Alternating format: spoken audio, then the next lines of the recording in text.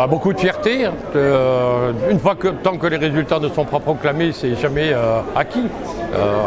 J'avais mis un point d'honneur à ne pas me mêler des résultats et de la gestion des résultats, et la commission électorale a fait très bien son travail.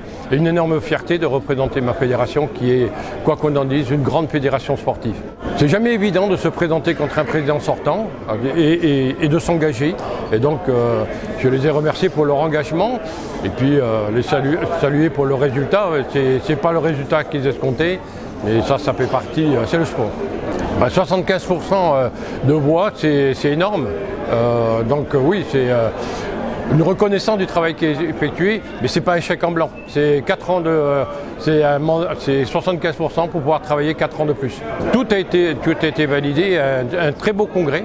Réalisé de main de maître par Gwen Chevaux, le président du CD 90, avec une salle qui a été attentive et qui a validé le travail qui a été fait en 2024, mais bien au-delà, bien avant.